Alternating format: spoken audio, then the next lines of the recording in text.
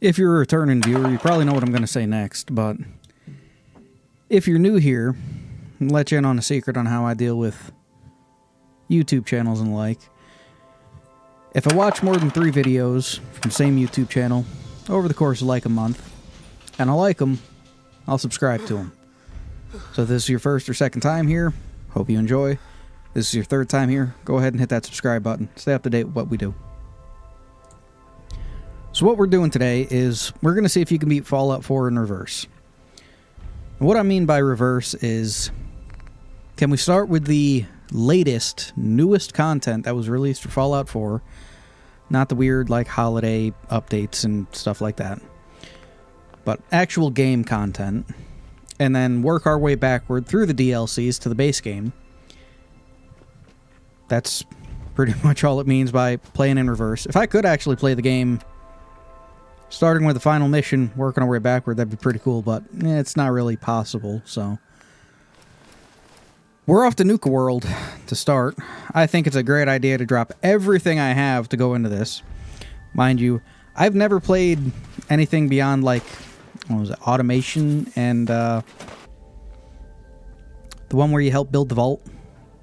So I've never played Nuka World, Far Harbor, or, you know, anything like that. Didn't really know that you're supposed to be level 30, and I really didn't know what you're supposed to do to start the quest. So I kind of flounder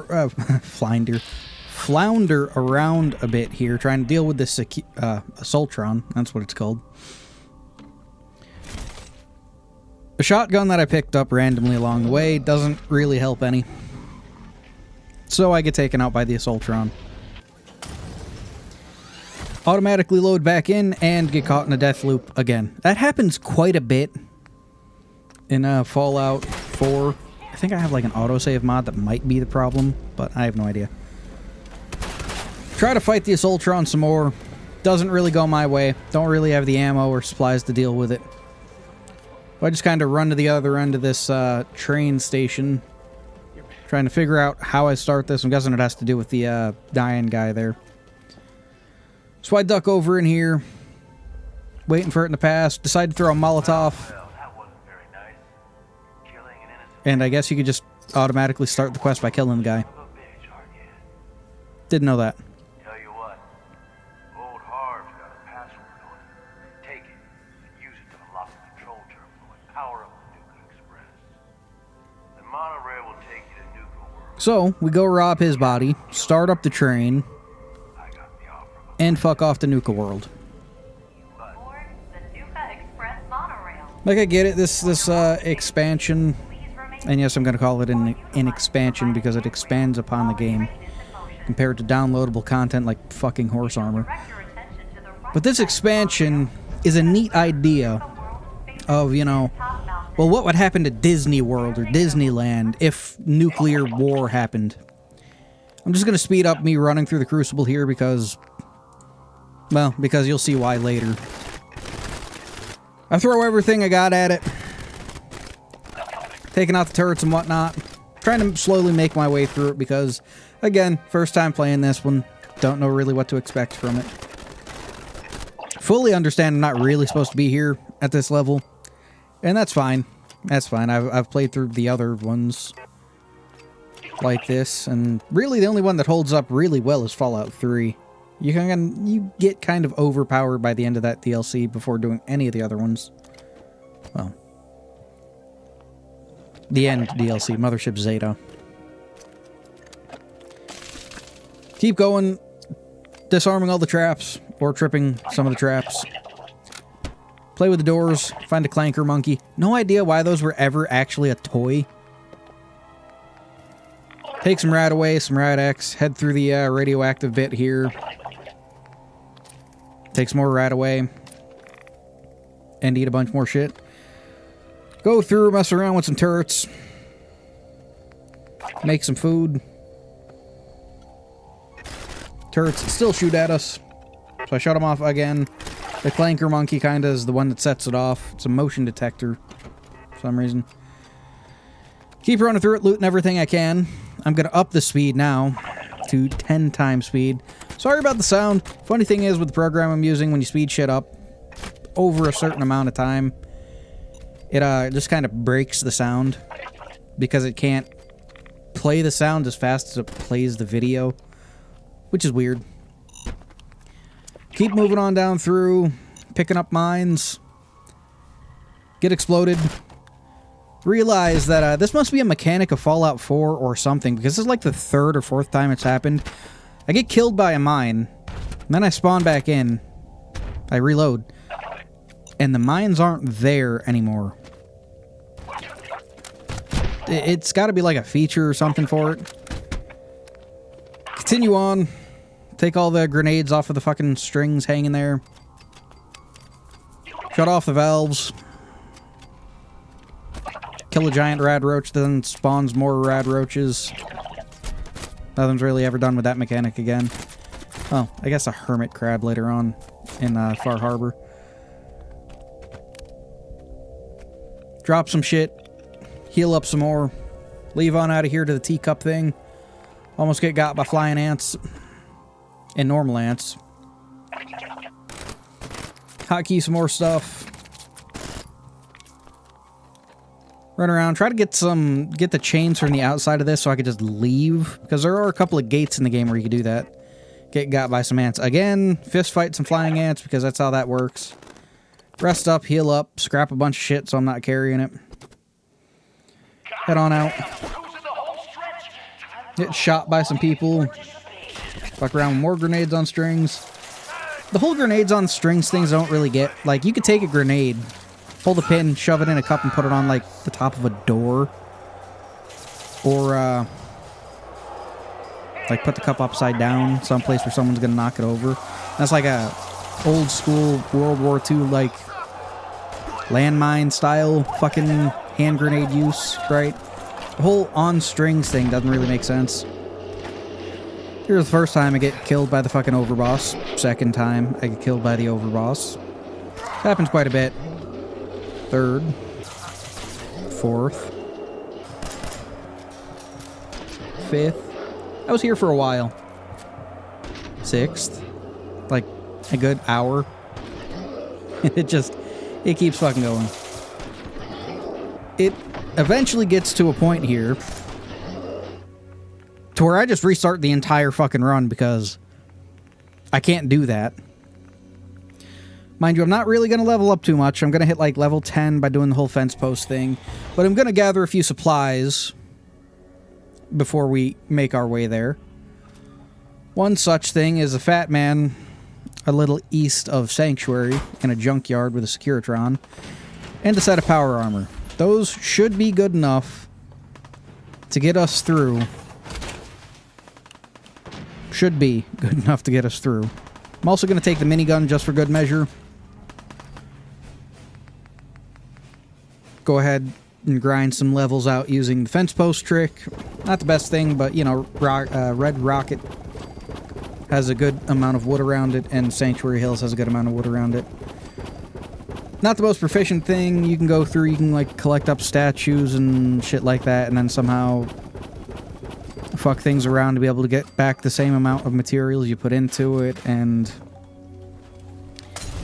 somehow get, like, unlimited free experience that way or something. I'm not doing that. I'm just going to grind out a couple of levels. We're already doing better as we make our way. Now, what you will notice is the minigun here does not have any wind-up. I hate that aspect of games and stuff. There's no wind-up on these things. There's never been any wind-up on these things. I don't know why they think there's wind-up on these things. You can spool them up, sure, but I'm pretty sure that's just a mechanism to help cool down the barrels by spinning them out in the air. Anyway, we start fighting the overboss again. Some of our armor's heavily damaged by now. That's fine. Lay into him with this minigun. Shoot him with the fucking water gun. Water gun's pretty neat. Break his shield. Lay into him with the fucking minigun again. I do like the effect of the barrels heating up. Although if a barrel heats up that bright for that long, there's going to be significant droopage to it. because that's just how metal works. Don't get me wrong, they have gotten that hot, but once it starts to get yellow, almost white, there is significant damage done to the metal at that point. You can even start burning the metal, in which case it'll start sparking and flying fucking red everywhere. And, well, sparking, bright, popping sparks that are bright white and yellow. Take him out with a mini nuke. Finally done with this fucking boss fight after like, I don't know, 3 hours at this point. This entire Fallout 4 in reverse is the longest, probably the second longest actually, amount of recordings I have had for a Fallout game, bar the first Fallout game. It's like fucking 25 hours of footage I had to deal with. Anyway, we start meeting the bosses of the park. They're okay. Don't really care for any of them. At least the blonde is somewhat attractive, but this guy's just an asshole. I decide right here that, well, I'm gonna do like the normal questing for this. I'm gonna kill everyone in the end of this because they're all just kind of insufferable assholes, so. Put my 10mm pistol to use. This is the same one I got out of the vault. I've kind of upgraded it since then. While the fully automatic part of it is good, it also eats through ammo like no tomorrow. And just dealing with a few ghouls, goddamn, words are hard sometimes, runs through the entirety of my ammo. And my armor's getting beat to hell again. I do jump back and forth between like the main base here and whatever I'm doing to fix up my armor and work on my weapons and shit. So, plink at this ghoul for a while because God knows. Headed back, picked up a submachine gun. Back to the market, I should say. Picked up a 45 SMG with some ammo. Fixed up my armor. Came back at it. Mind you, I'm using the overboss's armor now, which is why they're sparking. I have a mod that allows me to change the mesh on power armor to look like other power armor simply because I like to mix and match sometimes, and I also like the T60. The updated version of like the basic power armor you have. I also like the mix and match with like the XO1 chest piece with like Tesla stuff on it. It turns out cool in the end. Anyway, I resort to using a machete that has wounding on it. So it has bleed damage along with normal damage. And while they do heal, you know, it kind of offsets it, especially with them being so close as the overboss's armor is kind of putting in some work. Even then, they still destroy my power armor and damn near kill me. There goes the arm on it. But yeah, it's harsh. And I do have a mod that allows me to make legendary modifications. Piss off Oswald here. That's nothing new, though. He's hated me since I came into the park. I do have a mod that allows me to make legendary modifications for the entire idea of guns aren't magical, right? If you could find a gun that makes people bleed, it's not the gun, it's the ammo. Yeah. So other guns could be built to do the same thing and modified to do the same thing, and it's... I kind of blow myself up there. That's just how it goes with this thing, right? If the weapons also had unique models to them with unique abilities, wouldn't fuck around with that aspect of it. But since there's no unique models in this game, like there is in New Vegas, I don't worry about it. Take out Oswald, finally. Put the disciples in charge of this one because I don't really fucking care. Again, not trying to be anyone's friend here, just trying to get through the main quest here. Start playing around with the legendary modifications that I have. And I realized that I could put explosive on one of the water guns. And it's like a fucking hit scan gun at this point. Look at that shit. No drop, no nothing. It's like automatically there as soon as you fucking hit the fire button. I thought that was pretty cool. Mind you, it only does like 10 points of explosive damage. Although it is still minor area of effect. Turn on my auto clicker, shit goes crazy. I have another one, so I figured, hey, what if I put plasma infused on it? Hey, it looks like a normal water gun, right? It does like, what is it, fucking 7 or 10 points of plasma damage. Figure, maybe I'll do a run with just that gun at some point. Call it the plasma zapper or something. You can see the little motes of energy coming off of them when you use it. I use it for a while because, I don't know, I'm entertained by these fucking strangeness of it, right? This is the type of gun that you expect to be like a secret weapon in a Fallout game. It's a water gun, but it shoots like energy-infused plasma or some shit for some reason. Who knows why? Maybe it's a unique energy weapon that separates the hydrogen and the oxygen to make some type of energy-charged thing. I don't fucking know, dude. I just get a kick out of it. I mean, it doesn't really do significant damage, as you see by me taking on a fucking cricket, but I just switch over to a different gun. Try to use the explosive one here. It's not that the explosive one does more damage, it's that the explosive one has area of effect. And also there are different resistances and the like. Some things are more resistant to energy damage, which they will take less damage from. The plasma-infused one. When most things take full explosive damage, if memory serves me correctly. With that, we've gone through Dry Rock Gulch. Most of the little areas in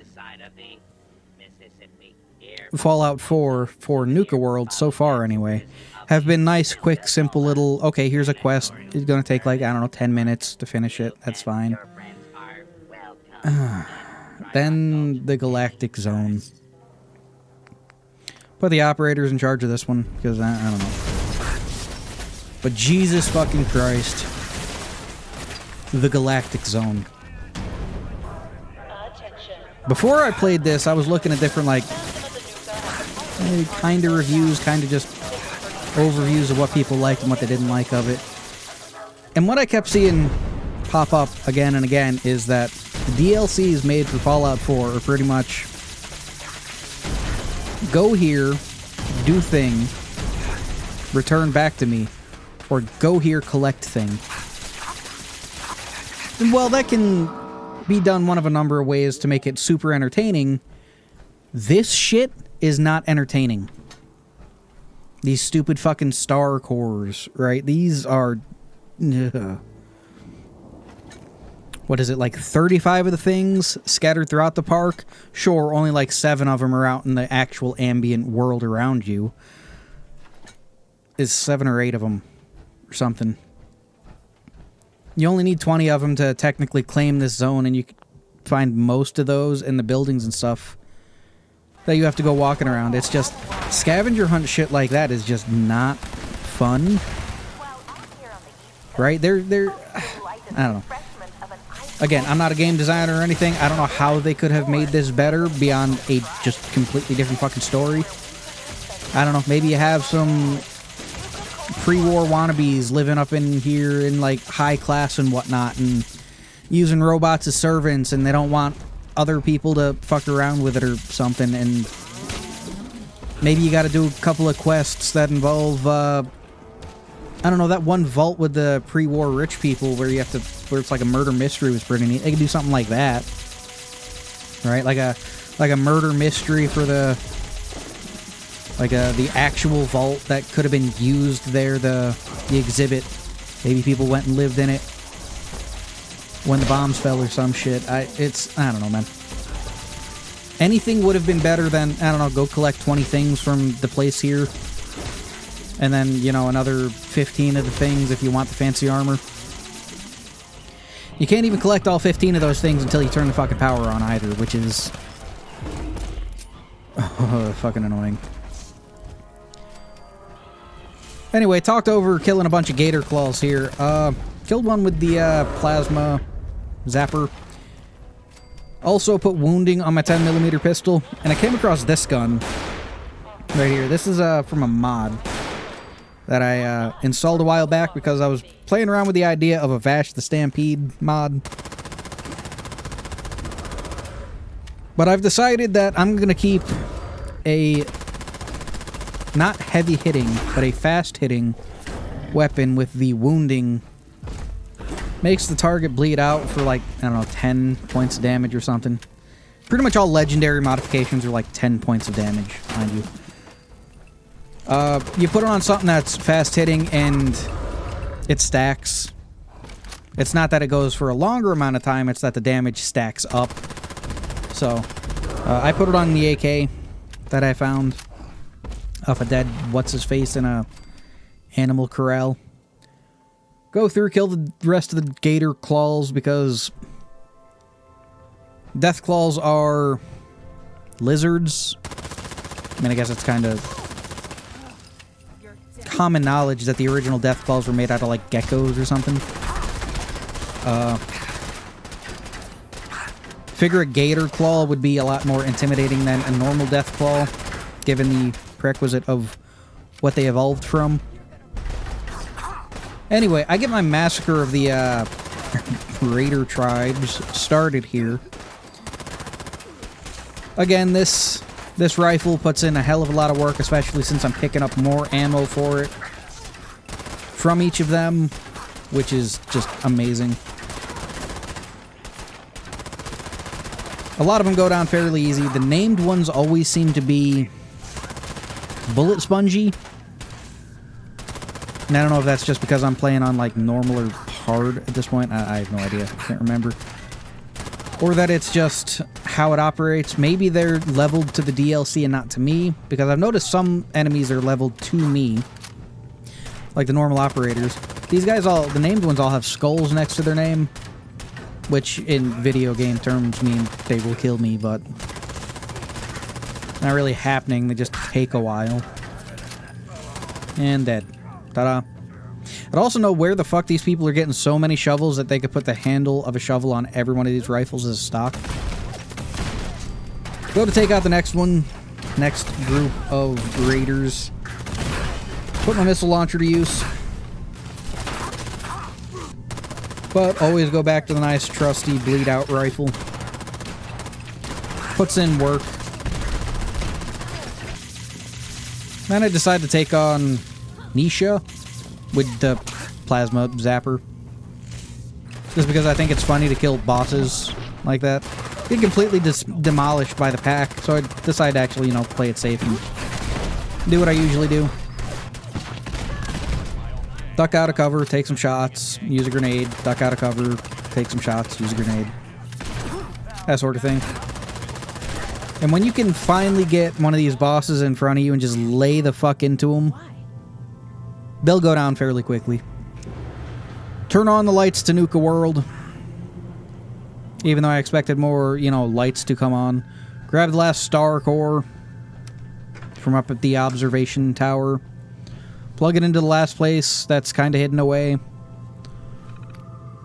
Open up the case. Why don't I just make sure everything else is all done up. That way I can get this Exo 1 power armor, which isn't supposed to exist at this point in time, mind you. Locked in a pre-war case as a pre-war item. Whatever, though. I know it got retconned later on to be whatever the fuck it is, but yeah, no, that's... I just find that stupid. Decide to kill a Securitron. Well, Sentry. Bot. Yeah, Sentry bot. With the Plasma Zapper. Simply because I find it funny. Again, thinking of doing a run of just this thing.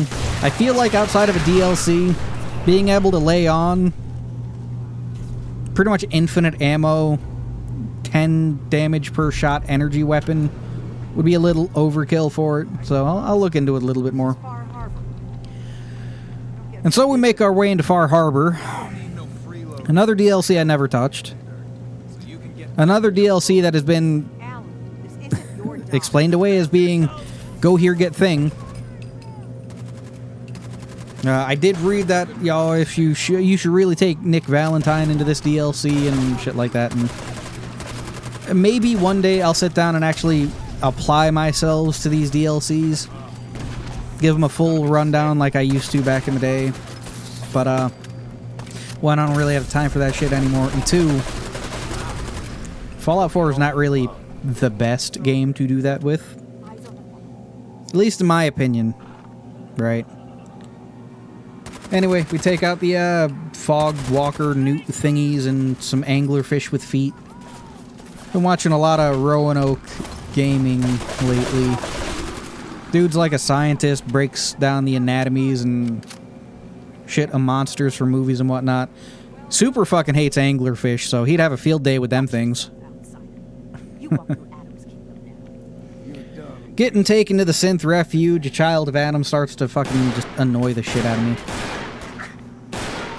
Take them out with my Vashti Stampede style revolver. Meet the stupid fucking toaster. I do not like this character. I can't stand... I just can't stand this fucking archetype in real life either. People with a better than you attitude that like to talk down to people. I just don't fucking like that. I try to pass a couple of speech checks down with what's-her-face. I can't, so I figure, I'm just gonna wander around and get a couple of levels. Toss them in the charisma, that way I can do whatever. As I show up, randomly wandering around the island, I come across these children of Adam. And I don't like these guys since the first fucking interaction with them. So I put this fancy-ass revolver to work. By this point, I think it's still using 44 Magnum. I upgraded later to use 50 cal rounds somehow. Put the rifle to use, not getting any new ammo drops, so the ammo just keeps going down and down. Go back to what's-her-face that we were sent here to rescue from kidnapping. I don't know, this type of situation with this character, I don't know if she's a synth or if she's not a synth. I genuinely don't care either. But like the synths that know they're synths, right? That are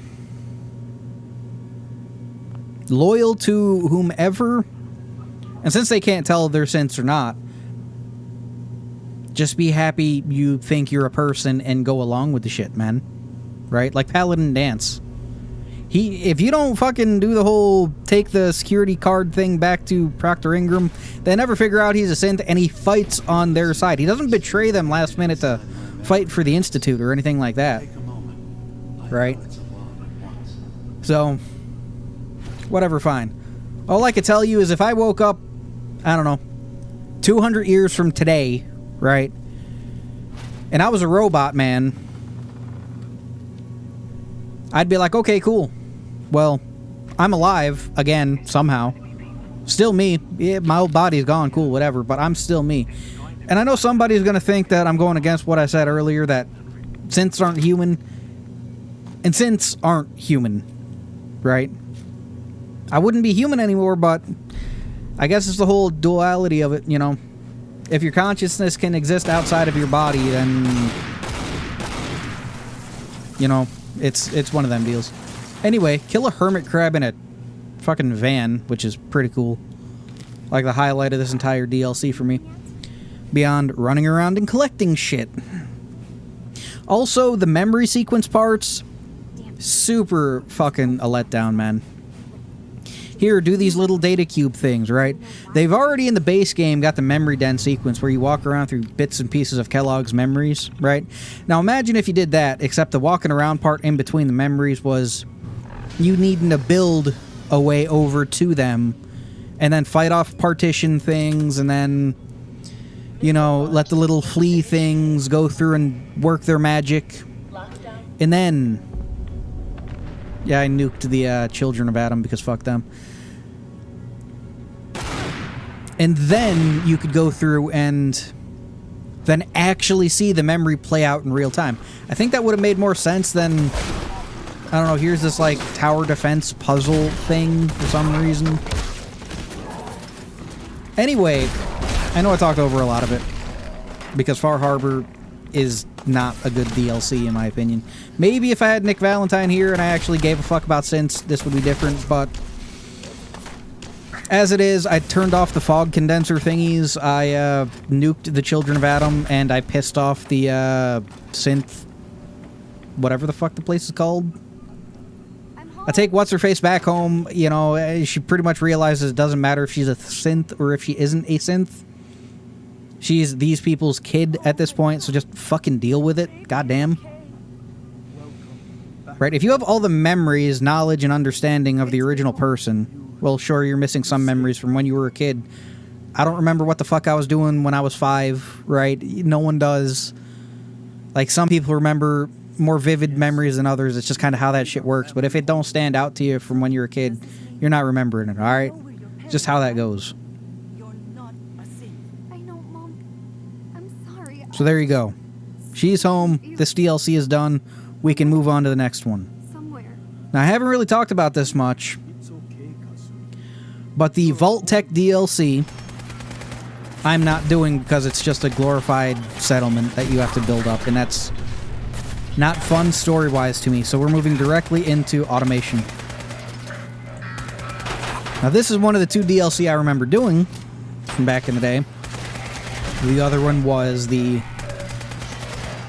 Vault Tech one, where you have to build the vault and expand it out slowly through the different settlement areas thereof, and I don't... The settlement building is neat. It should never have been a pillar of the game. We're gonna blitz through automation because it's not really that complex of a DLC. You meet the robot. You then go and hunt down some robots. You take parts from these robots and put on your robot until you can find where the robots are coming from, and then you go to stop where the robots are coming from. That's the whole DLC in a nutshell for you. So we got one of the parts that we need to put on our robot, who's hovering at the moment because the Protectron legs are... Yeah, Protectrons are the Danger Will Robinson things. I don't like those legs on this character model, so I just put her on a hoverjet thingy until I can put actual Assaultron legs on her. And I say her because Ada, female voice. Assaultron, for some reason, has a feminine style body. I don't know. I didn't design the game. I can't explain it. Collect another part for our robot to go talk to a robot brain. I did remember this thing here, so lay into it with my new wounding gun, which is December's Embrace, or December's Child from Far Harbor. It's been modified with a different legendary modification, wounding. Like I said, gonna keep a wounding gun on me at all times in this run. Talk to the brain, go put the brain in a new robot body. I do like the Assaultron, like, industrial look. That's pretty cool. Seems like they would have been, especially with their body types and styles the way they are for Assaultrons, that they would make more sense to have as, like, housekeepers, right? I don't want an atomic-powered fucking Mr. Handsy or Miss Nanny burning my fucking carpet, right? Something that could walk around somewhat human while sure it's a clank, clank, clank around, you know, fucking put carpet down everywhere, it should be fine. Feel like that would make more sense to have, like, you know, taking care of your child than a robotic butler with a flamethrower arm and a two-tong grabby arm and a buzzsaw arm, you know. Anyway, I put my Vash the Stampede gun to use here. It's not exactly the same as Vash's gun, because it doesn't fire from the bottom of the cylinder. But it has overall the same, like, aesthetic. Again, haven't really found a good red coat mod yet. Maybe one of these days I find some good shit for it. It'd be an interesting run. I'd also like to figure out a way, because I know Fallout New Vegas had the whole fatigue damage, but you can't really beat the game without killing people, and that's one of the things Vash doesn't do. Anyway, we talked to the Mechanist. That's not true. The robots are programmed. She realizes she was wrong, and she's sorry, and At this point in time, I've already killed off like everybody else from every major DLC at this point, because Every scenario. at this point I'm like 23 hours into this, and Here, take this. I'm just still pissed off at Nuka World and them stupid fucking Star Cores at this point. Shut down the security protocols. I'd rather this place be in your hands now. Anyway, she gives us the password. I say fuck it and take my 50 cal revolver, which is apparently 50 BMG, mind you. Take her out. Head on in here, take out her self-destructing iBot. Shut down the whatever the fuck, and so we start the base game. Now, I've played the base game multiple times. I've done it with just a limited number of shots. It can be beat without doing anything to anyone for any reason, just because. So, we're gonna blitz this. We get Nick, we kill Kellogg. We do the memory den, figure out where Virgil is. Bye. I always found it neat how he actually liked being around the robotic Sean. Kill an Alpha Deathclaw with the squirt gun just because, I don't know, by this point I needed more entertainment and I like the squirt gun. Also, didn't know, this thing can run out of ammo, right? I thought it was just infinite ammo, non-stop, all the time. Yep, nope, you can run out of ammo with it. You can't hit the reload button and reload it, you have to switch out of it. Then you can hit the reload button, which this is the explosive one that I'm reloading now. Switch back to the plasma-infused one, the bottle's gone. I don't know, glitch of the game. But I guess it's like 999 shots with it. Which goes to show you just how much damage these things take. And I'm using an auto clicker, mind you. I have a hotkey next to my left mouse button that I can just hit. If you've seen my Fallout with one hand video, you'll know what I'm talking about. You'll see me hit that button to auto attack a lot of the times. It can be bound to do anything, like any type of macro you want. I just have it auto click for me non-stop as quick as it can. Go talk to Shrek. Go kill a Corsair with a mini nuke because fuck this guy. A double mini nuke, mind you. Really wanted to put like a Merv attachment on it just to get some real fucking chaos going. I never did though. Never collected the supplies. Go and say hi to the railroad. Still get locked into the, like, gotta stand there animation thing, which is weird. Anyway, they're dead. Deacon's pissed. Deacon dies. So do the rest of the railroad. Talk to Paladin Dance. You'll see a light sticking out of my XO1 power armor helmet, but that's because I'm using a T60 set of power armor now. And just change the mesh on it so the lamp is still there, which is weird. Use the Tesla rifle. It's pretty cool. I like anything that like daisy chains through opponents. I mean, it could use a damage buff. I never really did look and see if I could stick a legendary modification on it. Like maybe a 2-shot one would be pretty cool. Maybe just upping the energy damage with a flat boost would be pretty cool.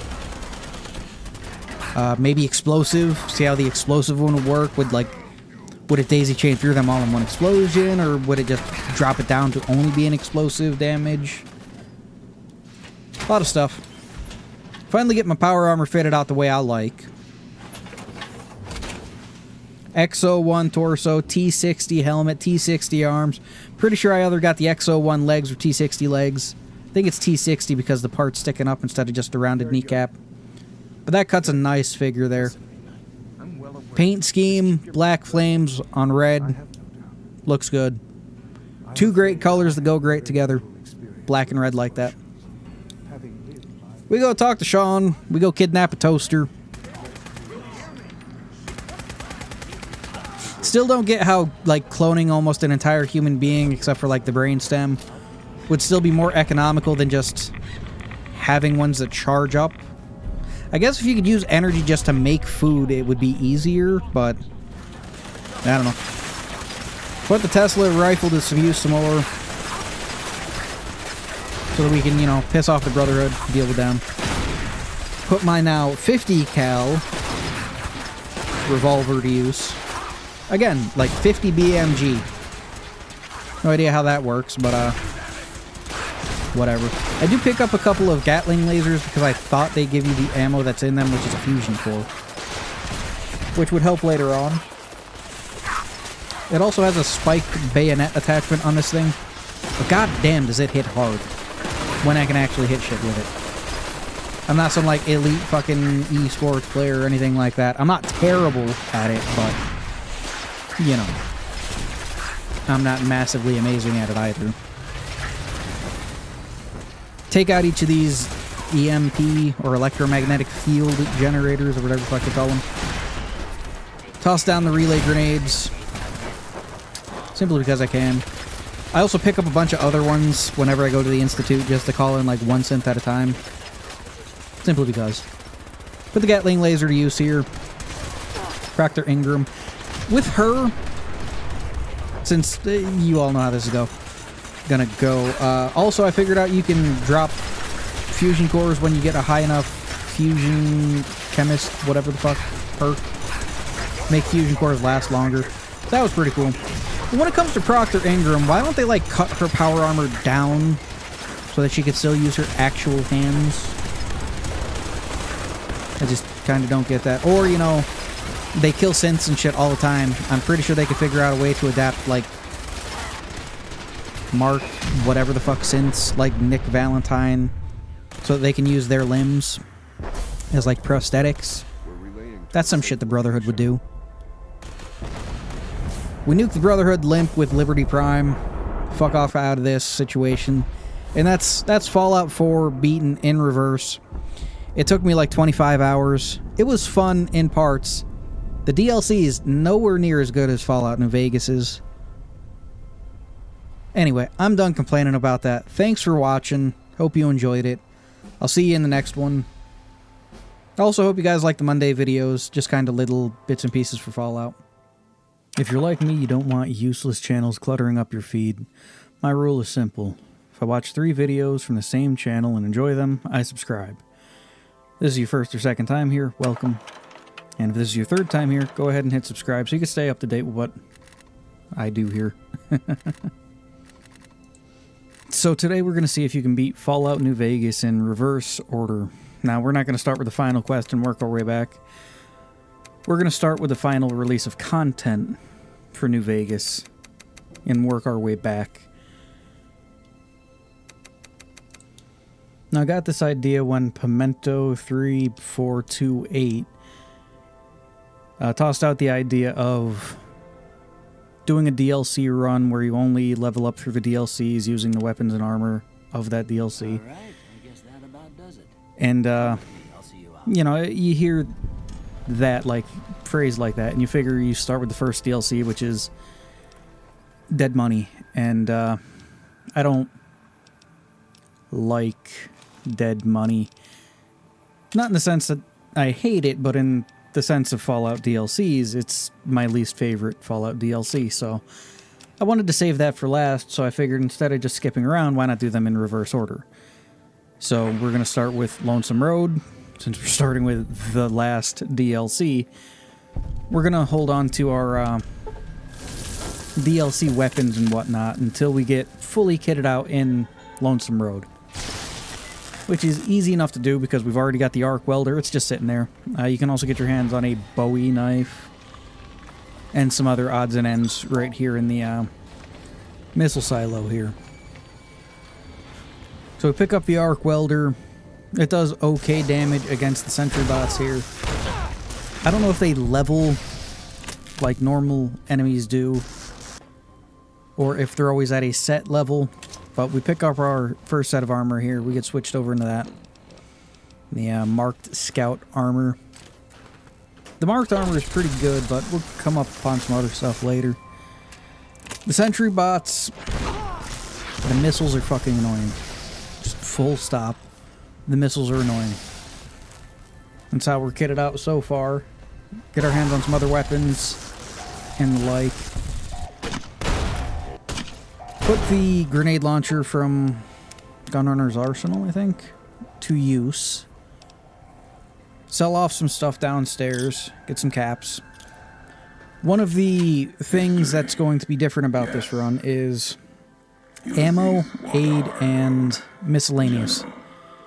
I'm not going to drop all that or sift through all that shit between the DLCs. So, whatever we get in a DLC, we're taking into another DLC. Simple as that. We're not going to use the armor and weapons from previous DLCs when we move forward. That way it sticks more to the rules that he put forth that way. Listen to Ulysses waffle on about history here. Like, don't get me wrong, history is always an interesting topic. It's just, when people use it to preach to others, yeah, it's kind of fucking annoying. Here I realize that the arc welder's not really all that good against people. It fucks up robots pretty good, but, yeah, no. Not against pseudo ghouls with no flesh on their bodies. Not entirely sure what the fucking marked men even are. Put the Bowie knife to use. Takes out quite a few of them quite quickly. Access the commissary here. Sell off a bunch of shit.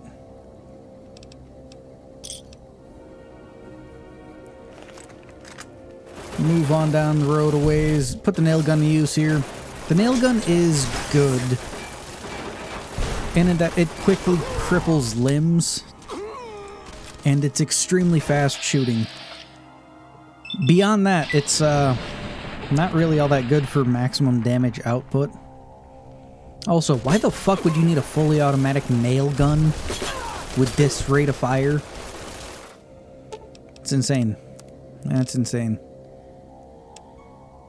Access to commissary, sell off some more shit, buy some stim packs and whatnot. While I am carrying a battle rifle, I haven't used it yet. Put the katana to use. I took off one of the marked men. Switched that out for a blade of the west. Put red glare to use. I've never really used this thing, and I'm not entirely sure what the fuck it's supposed to be. Like, it's a rocket launcher, right? But is it like a energy cell bound up in a, like, warhead? Also some smooth-ass Hitman animations there. Great modder. Put this revolver to use. Sure, it's like a base game revolver. I got it in the DLC, though, so it'll carry me for a little while I, you know, fight my way through some of these guys. We level up. I decide I want melee and, well, medicine up the highest. That way I can heal tank a bunch of shit. Put the Blade of the West to use. Hits hard. Do believe it has some knockdown like Lanius's sword. Good weapon. I'm just gonna speed along through this here. This part was fun and a little annoying, right? I didn't know the marked men could spawn behind you. Like, I know they spawn in front of you in the weird turn off by this retaining wall here, but I didn't know they could also spawn behind you, so I had to waffle about and swing back and forth, dealing with them. Head forward, deal with some tunnelers. I guess they're supposed to be like the ultimate creeping death of the fucking wasteland somehow. When a dude carrying a sword made up of a fucking bumper can, you know, kill them. I don't buy it. Like, sure, oh, they can overwhelm Deathclaws in high numbers. Anything can overwhelm anything in large enough numbers, right? Stories of ants killing bears. It's, I don't know. It's just kind of how that is. Get another level up, because since we're not really supposed to be here at this level, we level up quickly in this DLC. I waffle on about what I want to take. Confirmed Bachelor is always a good one.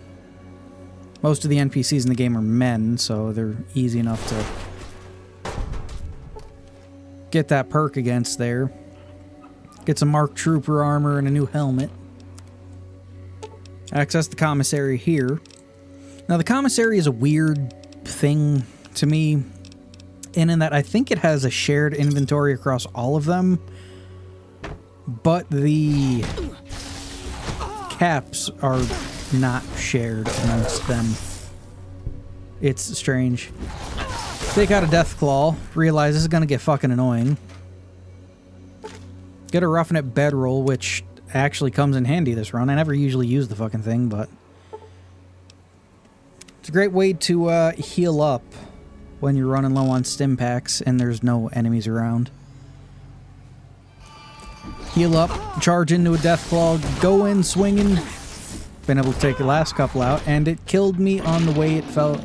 Well, when it fell off the bridge. I was going to say on the way down, but words get mixed up sometimes, huh? So I decide toss down a bunch of fucking landmines and shit, then piss off the Death Claw, have him come running toward me, step on the mines, deal some damage to him, then go in swinging, because I almost had him last time. And that works wonderfully. Now, the thing is, I forgot that below here, there were also a bunch of Death Claws. Also some Tunnelers, and the Death Claws get me a few times. Before eventually just exploding on some random concrete. No, I have never seen that happen before. Maybe it was a weird collision thing, but I have no idea. Level up again, pump more points into melee, since that's what I'm using 90% of the time anyway. Try to use the bedroll, can't use it. Try to move a little further down the line, fall off here, and yeah. Gotta love it. Go off the bone saw here, take him out. Seems like he wasn't ready that time. Loot everything he has. His armor's pretty good. His mask is better than the one I was using. Well, helmeted mask. Talk to Ulysses again. Max out our melee. Decide, I'm just going to dump a bunch of points into something. Medicine's always good because it ups how much healing you get from your stim packs, so that's always good. Figure out what I want. I go with Super Slam because why not? Mostly a melee build at this point anyway, so might as well. Put that to use heading inside. Easy enough. The auto docks are okay. I mean, they heal most shit. Pick up a new set of armor, which is the riot gear. I guess you can get like reinforced riot gear or some shit. Check back and forth. Check out how we look. I decided just to go for the riot gear look. Works well. Kill some more tunnelers. Again, I don't see how these things are going to be like the creeping death of the fucking Mojave. See Ulysses, try to kill him. Doesn't work. It is neat that you can see him in random places throughout the map, though. I always thought that was a nice touch. Red Glare, again, strange weapon. Strange weapon. Because he uses, like, rockets or something. Or missiles. Not entirely sure. Anyway, pump up unarmed now so we can get some good perks that we're going to need. I also take here and now so I can get more points to pump into unarmed just right off the bat. A lot of people don't like taking it. I do because it's just a quick, easy level up. And trust me, by this point in time, if you're not like micromanaging your build or anything, which I'm not. I try not to. You can waste a perk without too much of a problem. Try to fight Rar a couple of times and it just does not work out for me, so I just move on. Go to claim our brave little toaster back. Get his help so we can access the commissary outside the door, so we can sell a bunch of shit, buy some more auto stim packs, repair some shit since this has like a level 100 repair skill. Fight Ulysses, which this isn't the drawn out fight like I wanted to have before with him. So just go in swinging. It's easy enough. The Blade of the West puts in work. He uses his Stealth Boy, and yeah, it's Not too significant.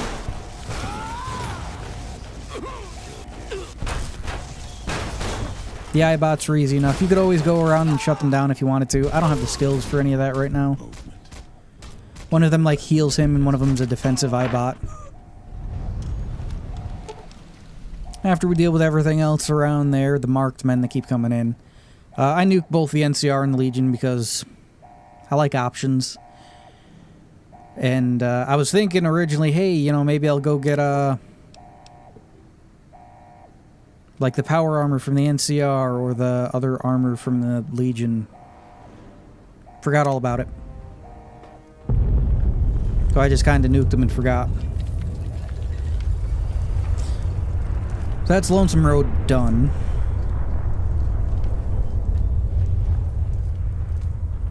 Loot a bunch of shit. Head on down the roadways. Drop all the shit when we get down the roadways.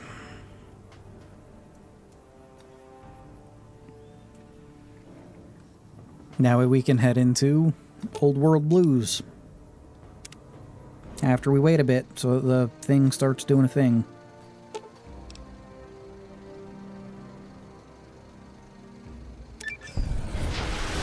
And there we go. Now, Old World Blues, unlike Lonesome Road, isn't really long. Like, Lonesome Road is a straight shot, right? As on rails as you can be for a DLC for an open game like this. This one is a mini version of Fallout New Vegas. As in, run around, experience everything, go damn near everywhere all at once. You know how it is. We pass the speech check, get the canine submachine... No, not even submachine gun, fucking machine gun. Put that to use on some lobotomites out here. Pick up our next couple of weapons. A Saturnite, Power Fist, and a Proton Axe. Put them to use, because why the fuck not? Also put on the overalls for the lobotomite overalls. That's what they're called. We'll continue on. Take out everything that fucking moves. Come across a hazmat suit, as it's called in this DLC, which this is supposed to be after you played Dead Money. The Big Empty, Big Mountain, which I gotta admit it wasn't until like a few years back when I was replaying this that, oh shit, it's called the Big Empty because it's Big Mountain. MT for mountain, you know. Mind you, it'd been years since I played this before then anyway. Grab the antenna, which is only like one of 2 or 3 things that you need to fucking finish the DLC. I did spend time collecting up every logic matrix for all of the sync personalities. Look at the schematic for a Mark II Securitron, which is the ones with the rockets. This is a Mark III Securitron. I was trying to figure out what the fuck the difference between a Mark II and Mark III was. And yes, I understand that it's the software in them that makes them Mark I and Mark II. So I was figuring maybe the Mark IIIs could use their secondary weapons and their rocket pods at the same time. Because when the Mark IIs use their rocket pods, they can't use their sub-weapons or anything. Grab another logic matrix personality chip. It's a fucking personality chip. I am online once again. Tremble, world, before my electric heating coil of doom. You should be afraid. I am the scourge of all small appliances, and the boogeyman that keeps lesser toasters awake at night. Not just murder. I tear them apart and render them down to their base components. Once their guts are spilled, you can do with them what you like. You want some weapon schematics? I can show you some fucking weapon schematics. You want a superheated Saturnite Power Fist? I can hook that shit up. Oh, baby.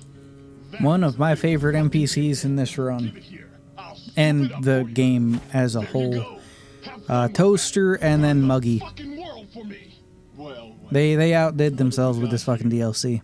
another innocent This is the type of zany Fallout is supposed to be, you know? It's not supposed to be some grim, dark, oh, that's Mad Max, right? That's Mad Max or that's Wasteland. That's not Fallout, yeah? Fallout is supposed to be this weird, quirky, zany... Yeah, you.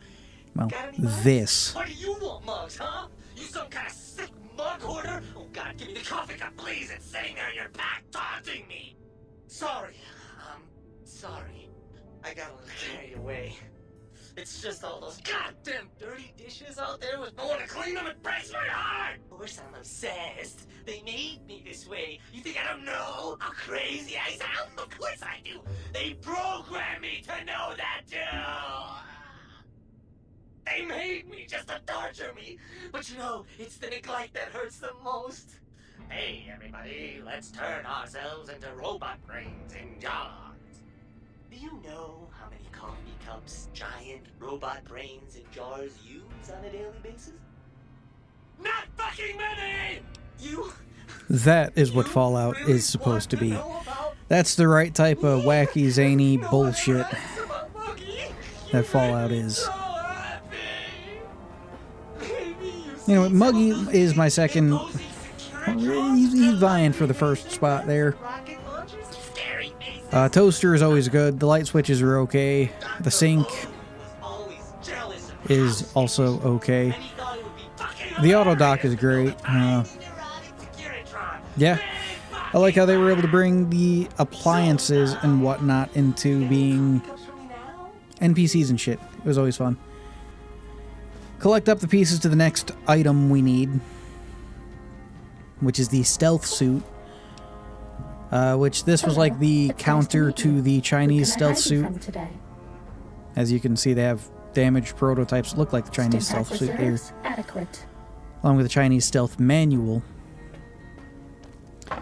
That's going to be our set of armor for, well, the rest of the DLC here.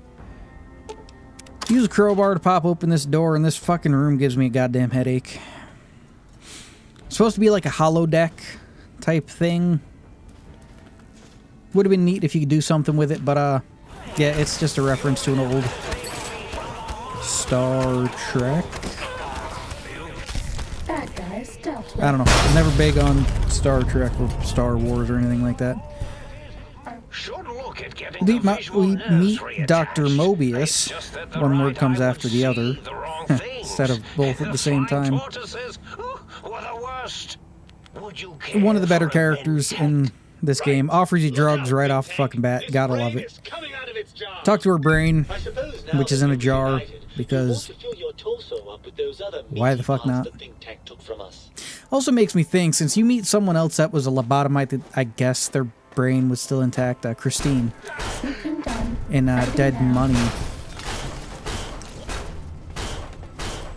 How come we don't have the scars from that?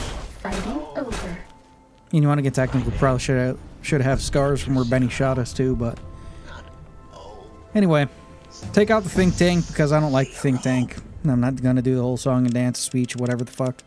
My speech is a 10 here. I'm not gonna pass any speech checks with them.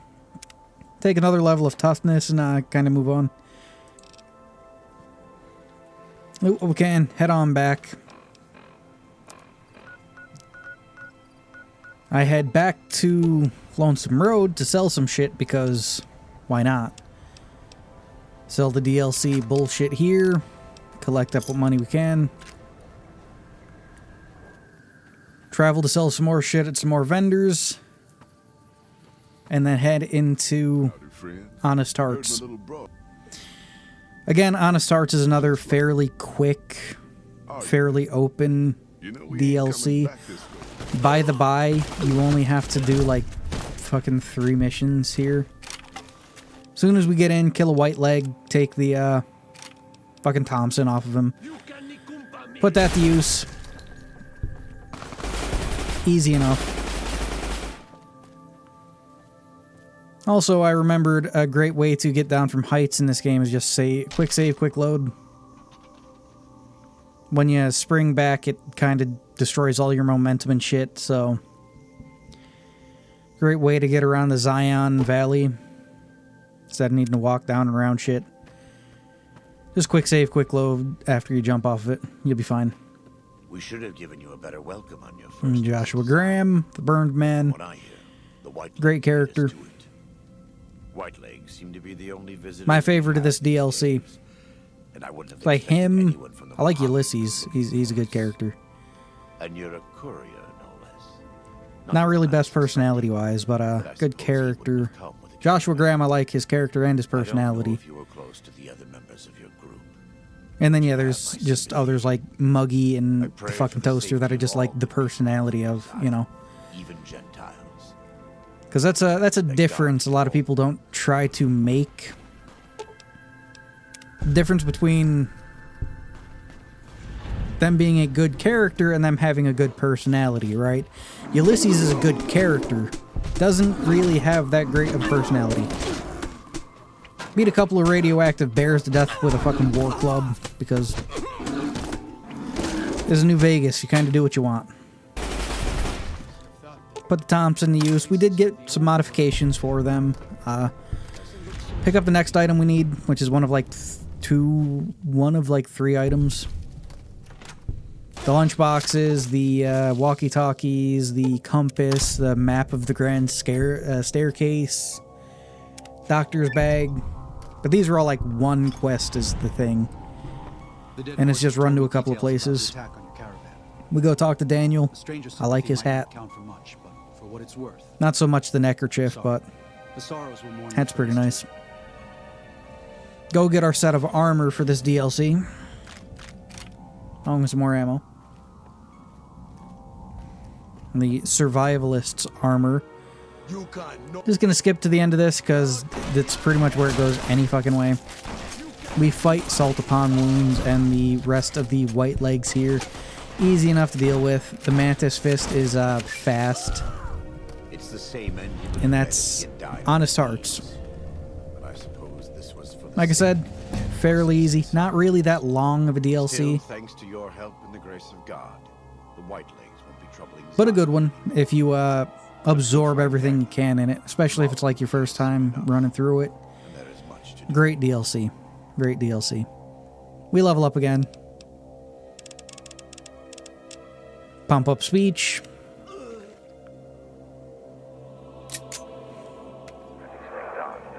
Gotta love them Hitman animations. We head on out and into my least favorite DLC of this game. Of any Fallout game. If I ever play Dead Money again, I'm getting a mod to deactivate the stupid fucking collars. I hate them. It's... How do I even fucking explain it? I feel like it's just a detriment. It's a detriment, and it stops you from exploring, which is one of the major fucking things I love to do in Fallout games. Taking everything I can You weren't who I was from everywhere I expecting. can I'm disappointed. without this weird artificial, like... Even if you aren't my intended Not even guest, artificial. It is literally giving you a time crunch to, hey, look, your head's gonna explode. Don't hang around here. idiot to figure Sure, you out can how shut some shit off and shoot other shit, but it's you are with that leash on your arm. it's bad in my opinion. It's just bad in my opinion. Our collars I don't like it. manacles. Why, I will most likely get we may a as well be mod to stop the collar if I ever do it again. Anyway, enough of me bitching. We get God and Dog. First generation super mutant Nightkin, which every first generation super mutant is also technically a Nightkin. It's just prolonged use of Stealth Boys made him that color. It's weird. It's lore. It's weird. Meet Dean Domino. I fucking hate this guy. Just a smarmy asshole that needs to get fucking shot. Christine, on the other hand, I like her as a character. This is the character I was just talking about a few minutes ago. Where she tracked Elijah to the Big Empty, and she was a lobotomite. I don't know if she... It's a strange one there, right? Like, Our brain transmitted our thoughts to us when we were a lobotomite because we had no brain in our fucking skull. You Did think she you can lose her figure out brain, what or to- did... Because I guess Ulysses saved her. Of course you can. Like, I guess it stopped stand before at the my procedure post. was done? Once you trigger I don't the know. event, I don't know. well, Never really looked we'll into it. see who makes it to the Sierra We Madre. tricked God into flipping some switches. We talked to Dean Domino to fucking connect two goddamn wires together, but oh, he's too fucking good for that. I don't like this guy. I just don't fucking like him. Well, yeah. There's like the smooth criminal type, and there's like the dashing rogue, and he's none of those fucking things. Staying here for a while. He is just a terrible fucking thief and a terrible fucking person. I don't like him. Doesn't mean his character is bad though, because his character makes it so I don't like him. So he's a good character, but I just don't like him. Anyway, we talked to Christine. She has claustrophobia from being stuck in an auto dock as it continued to operate on her. Understandable. So we there's like a passcode you can get that unlocks the terminal thing there, so she can sit at the computer here instead of down in some cramped room thing. It's a speech check and some other random odds and ends. Haven't really gone over the weapons I'm using. A knife spear, a police revolver. I explode because dog exploded himself a couple of times. Yeah, it's... All the time. There's not really many You were weapons to there. choose from. Sure, I could be using the hollow rifle, but that's not really my thing. Together. I'm not specting energy weapons at all. Cool gun, though. Cool gun. It was a grenade launcher that's been, like, modified to shoot. I Like feel a as if I've full woken up. microfusion Know you. cell at a time or some shit. And a Neat feeling of idea. Neat idea. I'm just not spec'd into it this run, so I'm not really using it. Forgive me, We fix the broken super mutant here. this chain, this bear trap on my arm. Another great How character. did I even get this far with these wounds? The pain is I kill Dean Domino because I don't fucking like him. Knife spear. Don't actually use it as a spear, just kind of use it as a fucking club. You made it. Good. Talk to Christine, who now has the voice of Vera Keys. This quick in case my Also voiced by Laura Bailey, and the only reason I can pick that voice out right now is because all of like a couple of months ago I played fucking Blood Rain, and she was Rain in that, and it's interesting. Kill Elijah because fuck that guy. I'm greedy, so I want to keep all the fucking gold. After all, it's the last DLC, I might as well. Pull out the old standard, quick save, quick load through the fucking wall. Takes a little bit.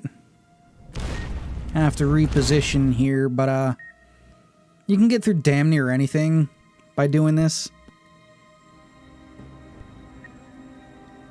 And we're through. This, I thought I wasted too much time doing that so that I couldn't get out. Especially right here when I realized, oh shit, there's another hallway after this one. I didn't know. I thought I was gonna fucking just lose. But I made it just in the nick of time, and that's dead money done. Dead money. Anyway, figured I'd finish out the game here. So I went to the Lonesome Road again, to the Divide, to use the commissary there, and I slowly sold off a couple of bars and waited 3 days, and sold off a couple of bars and waited 3 days, and then I realized, oh shit, when I go back into the commissary, there's 6,000 caps every fucking time I open it, so I could just sell off a bar, exit, enter, sell off a bar, enter, exit. You do that whole song and dance enough times, and I'll have enough caps.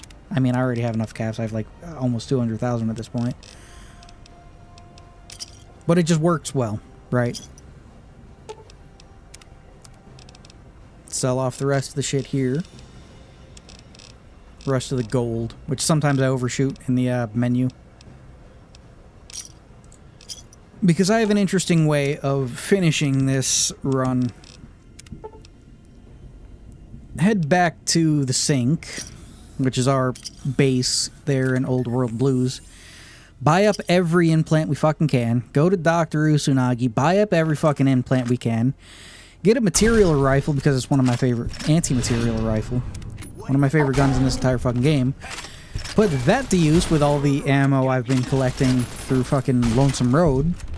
Because there are just times where you can get like 1,000 fucking ammo in that DLC, which is insane.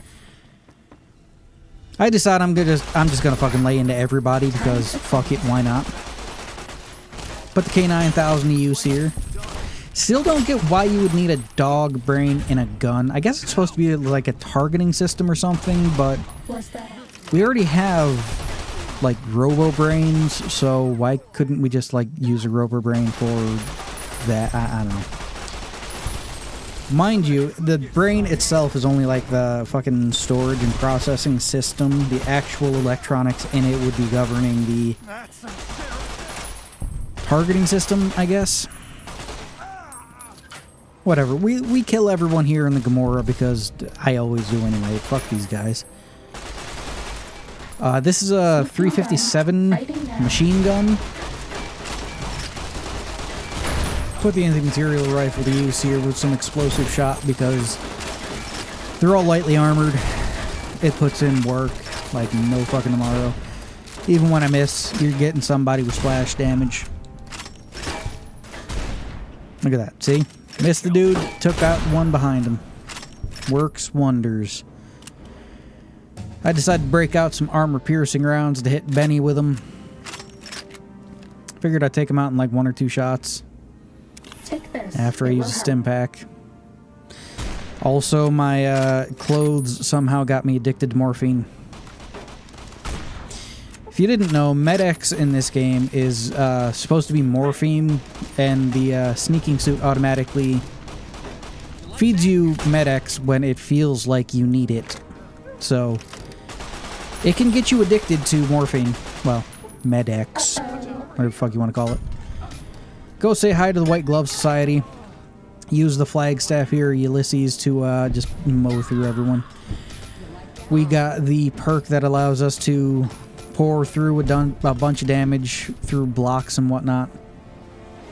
Again, we kill everybody because fucking why not? Fighting over. Most NPCs, it's one hit from the melee weapons we have. And if we're not knocking them down automatically, then it's an automatic kill, you know. And with the speed of some of these weapons, you're usually always going to get that knockback. Or knockdown. Whatever you want to call it. Either one really works. This will only stay for a second. And the White Glove specialize in melee, so it's usually a bitch of a time dealing with them, but even when they block, easy enough to take them down. Decide to put a light shining in the darkness to use here. That's all. Very nice handgun. Very nice handgun. Take out House because fuck that guy. Take out the Great Khans because fuck these guys. Pretty much nothing but a civilized, not even a civilized raider group. They're just a fucking bunch of drug pushers and, well, raiders. Compare them to the boomers here and, yeah. Time to fight. Not as nice as. Also, didn't know that energy melee weapons could set off these ants. I guess really only in the base game it would be a shish kebab that would do that. But I guess maybe also the superheated Saturnite Power Fist could do it. And I guess the antenna there. Maybe the Proton Axe. Thinking about it. Strange. Didn't know you could do that. Talk to the boomers, never come back and get their help for the fight. Talk to the key to the Brotherhood of Steel here. So we can go and get into their bunker and I can deal with them. I haven't talked to Yes Man at this point, so they won't come out and try to threaten to put a collar on me. I decide this is the look I'm going with for the rest of the run. The stealth suit, Daniel's hat, fucking overcoat from the Riot armor. We have a mod that adds coats in. Go in, put the antenna to work. It does fucking wonders on power armored individuals.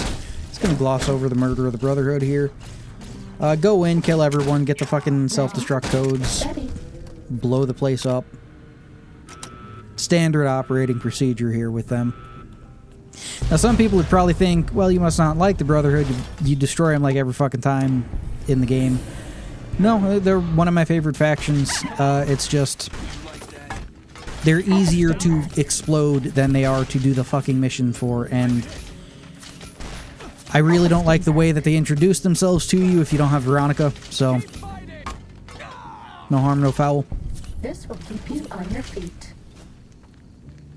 Hop, skip, and jump over to Caesar. We've already activated the platinum chip at this point, so I'm just trying to figure out a fun way that would be, you know, tongue-in-cheek, haha, funny. So I figure I'm just going to use a light shining in the darkness, see if I could disarm him of his power fit, well, displacer glove, which is just... it's just a loudspeaker on a fucking glove. It was never meant to be a weapon, but again, it's Fallout, so anything that wasn't supposed to be a weapon, people are going to use as a fucking weapon. So we kill Caesar with Joshua Graham's gun. I was going to kill him with a flagstaff of Ulysses, but doesn't matter. Go to the Dorito substation to install the chip. Wait for all the NCR to be right there, just mow them the fuck down with the K9000. Have a couple of upgrades onto it, a couple of modifications. I think one is like a durability thing, and then another one's just shoot faster. It's pretty cool. Use the flagstaff to beat down Legate Lanius. I've already killed him with the Blade of the West, so it's easy enough. Get a couple of VATS hits in on him, take him out, and Legate Lanius is dead. Steal his shit, then use his shit to kill General Lee Oliver. Because why not? And that's all of Fallout New Vegas beat in reverse release order. It was a fun one. Some parts got fucking annoying, but still fun. Thanks for watching if you actually made it this far. I'll see you in the next one. If you're anything like me, you don't want useless channels cluttering up your feed. My rule is simple. If I watch 3 videos from the same channel, and I enjoy them, I subscribe to them. So if this is your first or second time here, hope you enjoy your stay. If this is your third time here, go ahead and hit subscribe so you know what we get up to. Now with that out of the way, this run is pretty much a continuation of the one I did for Fallout New Vegas. Now it's, can we beat the game in reverse? But not reverse as in start with like the last mission and work our way back, because that would be impossible. But start with the last bit of content released for the game, then work our way backward to the base content of the game. Fallout 3 is a little strange in this fact of Broken Steel exists, right? Broken Steel is DLC that was released for the game. I think it was actually its like 3rd DLC. I have a notepad open here. It was the 3rd DLC released for the game. In order of release was Operation Anchorage, The Pit, then Broken Steel, then Point Lookout, then Mothership Zeta. So, we are going in reverse, starting with Mothership Zeta. We're slowly making our way there at this point. All the information for the DLCs eventually pop up, but as long as you make it to the crashed alien ship, you're usually fine. And you'll always get abducted by aliens. Now, I started this off with a save from a previous run right at the mouth of the vault. Because, yeah, when it comes to runs and stuff like this, I don't really need to worry about doing anything in the vault. Right? Everyone knows how that goes anyway. It's pretty much an on-rails section of the game. So we get abducted by ET here. Wait for the game to load. Dump us into the whole... well, not exactly probing, but examination from the aliens here. Already setting it up so that you're pissed off about time you them. woke up, I was starting to think Me- maybe they'd fried Soma? your brains or something. Whatever. You got a headache, right? She explains Don't what worry, happens that'll to get us. better. I don't What know if happened it'll to us. Watch dude get called away here. And then, you know, great, good old-fashioned start a fight Hit me. to draw the prison guards in so that you can then beat the prison guards, even though in most fucking situations they'd have guns and whatnot to deal with it. Funny thing is, looking back on all this, I think she's the strongest fight I have in this DLC. Right, I barely did any damage to her fighting. Mind you, I'm like level 2 out of the vault. But you know, go to town on this alien, pick up the shock baton so you have some type of weapon. Equip that. And then, bang, alien's dead. And let's go. Get some Enclave's officer clothes and stuff here. Now, in Fallout New Vegas, when I did this, it was using only the weapons and armors from each DLC, and also only trying to level up through those DLC.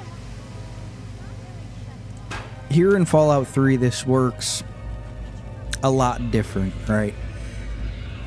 In Fallout New Vegas, they have a significant amount of DLC weapons. Many weapons in each DLC area can only be found there, and are completely unique. While there are a few Thanks. Are you escaping? unique weapons, like the shock baton I'm using here, in this DLC, and the other DLCs, many of the weapons you get are just reskins. Like the steel blaster is just a laser rifle. And there's not many pieces of unique armor. Like, there are 3 sets of unique armor in, well, 4 sets of unique armor in this DLC. But you have to kill 3 of the people that help you out to get that armor, so it's one of those things. Go about using the alien energy weapons here, because I've spec'd into energy weapon skill. Come on, follow me. Words are hard Last time I sometimes. was here, I used this to get Because I figure that might help Scarlet later and- on. I mean, it's pretty much only useful for this part, then it's useless for, like, the rest of the run. We throw out the popsicles here. They're all pre-war. One of them's this guy here. Paulson is a cowboy, samurai, then a dude from the Great War. Mind you, the Great War in the Fallout universe isn't World War I. It's the war the United States was having with China. Important. Not technically World War III, because the rest of the world wasn't involved. It was just America and China duking it out. And this DLC is fairly simple in that it's go around, shut off the generators. That's it, right? You just hit these cooling systems. It somehow overheats the generator thing. It explodes, and you're good. Why don't we just hold on to him and try to negotiate? You know, like a hostage. And how are we supposed to do that? We can't understand what the hell they're saying. I don't know. But maybe we should... There must be something. Goddamn. Discussing it now. Leave it to the cowboy to actually show some fucking spine here. Anyway, we head to the hangar where you can use these pylons around the ship to kill all of the aliens here fairly easily. The aliens and drones. I decided not to do that because I like to make my life harder.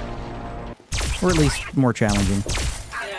You'll also notice I'm wearing Talon Company combat armor now when I was wearing Rivet City armor. There's a lot of just Capital Wasteland armor and shit floating around on the ship.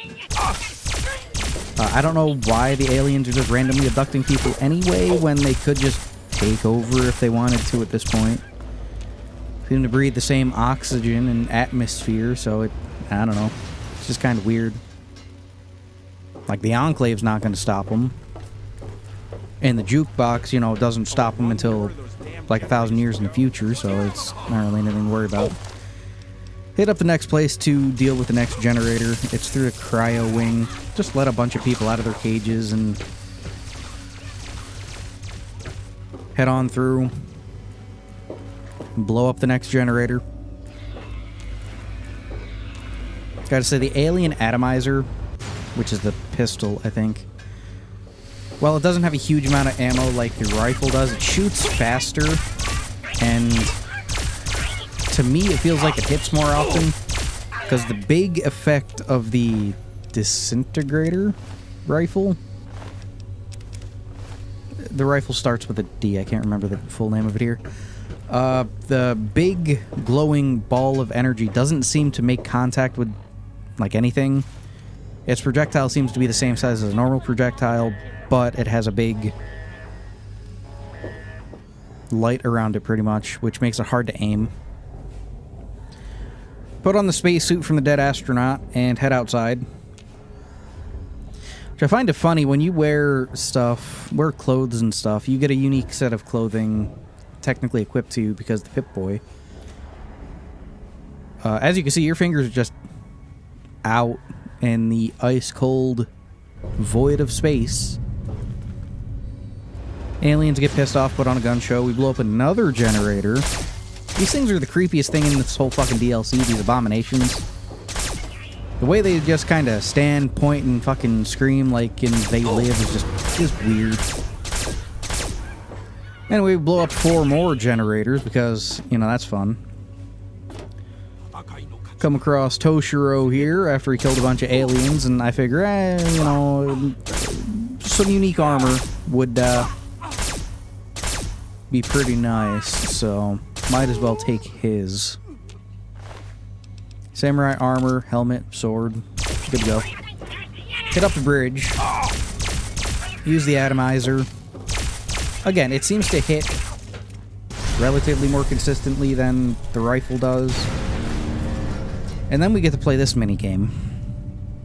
You know, balance your power between your shields and your weapon and try to take out the other ship beforehand and just leave your shields on full until you're getting ready to shoot. Flip it over to maximum death ray, shoot, then flip it back to shields to full until you can shoot death ray again. It's pretty much all you gotta do in this minigame. All the while, other random aliens are spawning in, and you're having to deal with that. Flip it back to full, wait for it. Nope, can't do that. Leave the shield on full, so you don't take as much damage. And hang out, flip it over, take a shot, flip it back. They got some more aliens that show up. And this would have been like the last fight, canonically, in the game. So I understand they were trying to go for, like, grandiose, but this is kind of boring. Again, just kind of hang out, take out some aliens, wait for your laser, death ray, whatever the fuck, to charge back up, and there you go. Mothership Zeta taken care of right off the bat. Leader of the outcasts. I head over to Fort Independence to trade off a bunch of shit. You find power armor and whatnot in the Mothership Zeta DLC. Trade it off, get some stim packs. Where I also remembered a little known exploit. You can trade alien power cells or alien blaster cells, energy cells, whatever. The ammo for the alien blaster, which is in the base game, for every like few of those you trade, you get stim packs or anything else really. And then you can just pickpocket the alien power cells back off of him and then do it all over again. And then pickpocket them off of him and do it all over again. And any which way, while I was rambling, we already made it to Point Lookout. You can just buy a double-barrel shotgun and a lever-action rifle right here. Again, it's one of those things to where the lever-action rifle was already in the base game with Lincoln's repeater. And since I'm spec'd into energy weapons, it doesn't really do anything. I also found it weird that the game bugged out right here. And my shotgun just kind of disappears off into the distance while I use bats. That was weird. Anyway, this DLC is annoying. And I also noticed something at the end of the last DLC, that I feel like the DLCs are matched to your level. And in that, Mothership Zeta being the last DLC that came out would obviously be the last DLC you play when you have a character you started the game with originally, right? You figure it would be harder to get through that,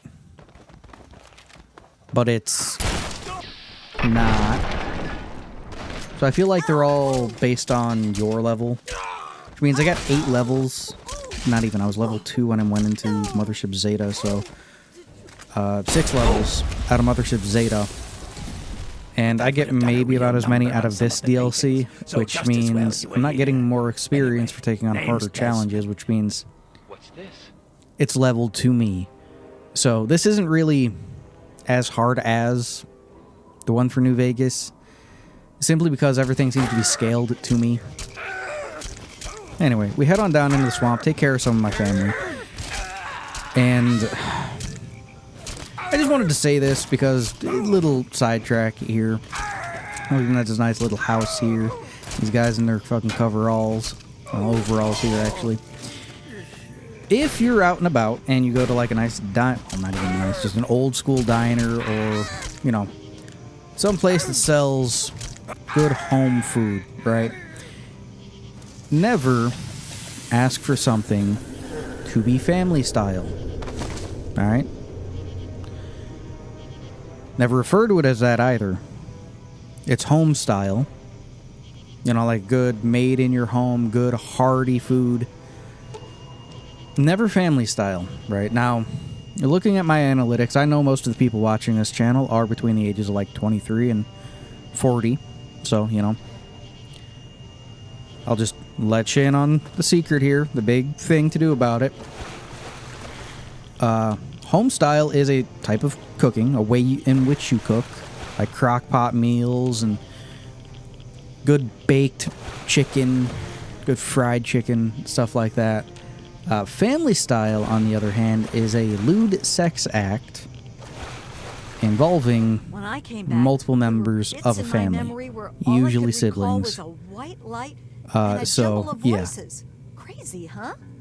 But you're not drooling, so you're doing okay. Don't get them confused. The rest weren't so lucky. I bring this up because all of a couple of days ago I overheard someone refer to it as that, and I couldn't do nothing but fucking laugh.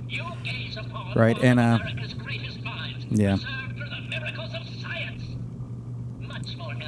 We meet the brain in the jar. Looking forward to Fallout New Vegas, and then back at this. I wonder if this guy could have been like a reject of the think tank.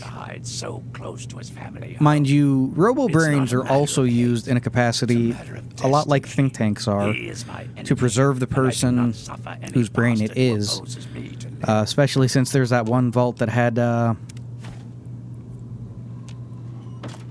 rich people in it, but the vault wasn't finished before they could live in it, so they just put their brains in robots.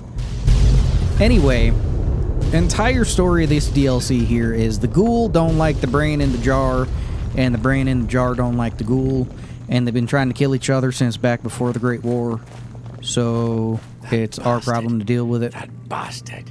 He killed my... He doesn't have the body to fucking anyway, do it himself, so he tried to blow none of the DLC for Fallout 3 are as extensive or as well written as the DLC for Fallout New Vegas. Right, so it's all of maybe an hour and a half worth of quests. Anyway, we break the pickle jar here.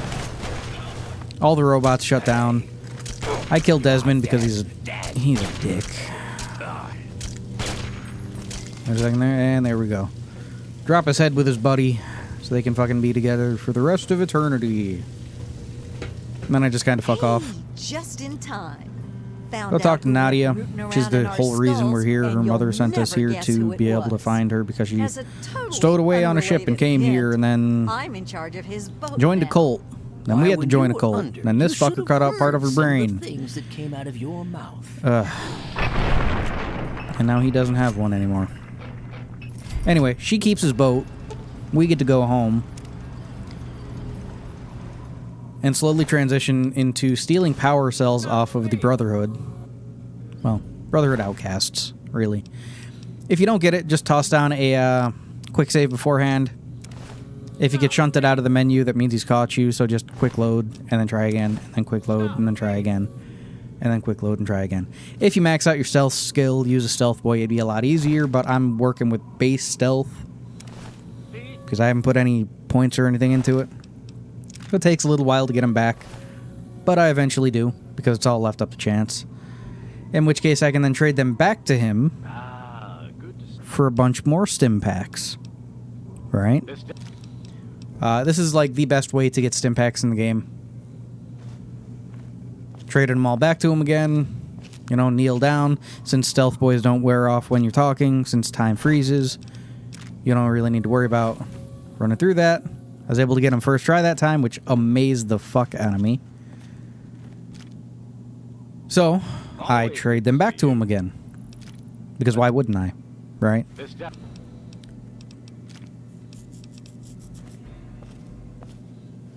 After that, I check how many stim packs I got, and I got 832. Drop a bunch of the shit I was carrying, head over to the pit. Mind you, there's a little preamble up to the pit where you meet what's-his-fuck, and he tells you to get, like, slave's garb, so that you can then easily get into the pit, and I'm not doing any of that dumb shit, so take out some of the pit raiders. Mind you, you get jumped right when you go inside the gate anyway, so doesn't really matter beyond being able to get infiltrators really fucking quick. Instead of needing to get a bunch of ingots or whatever it took. I'm not going for like the All-American or whatever it's called. I need to get like 100 ingots or something. I never did that. Not gonna start now. What were you thinking trying to shoot? God damn, I still have a cough. It's been like, I don't know, since New Year's Day. I was sick there for a while. I swear it was like the flu or something.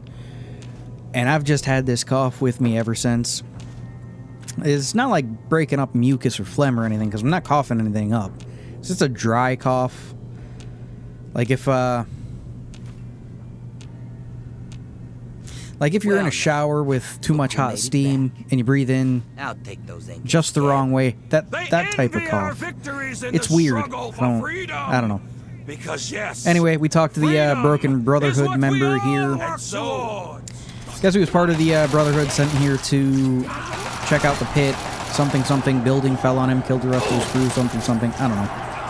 Asher, the Lord of the Pit.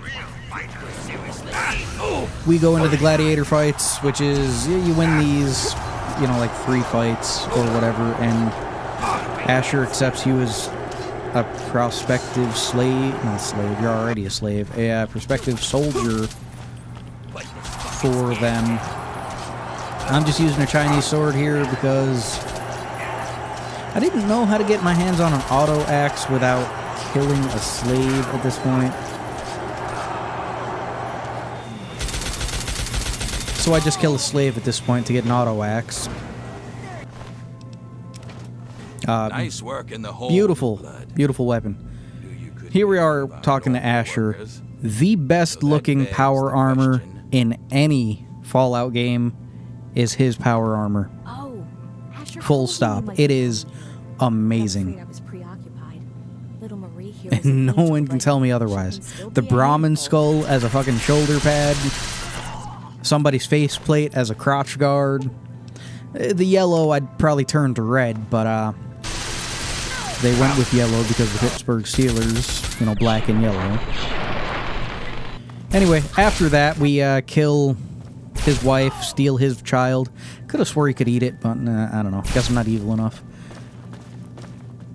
Head on through, kill everyone along the way. A pit slave and pit raider. Kill them all.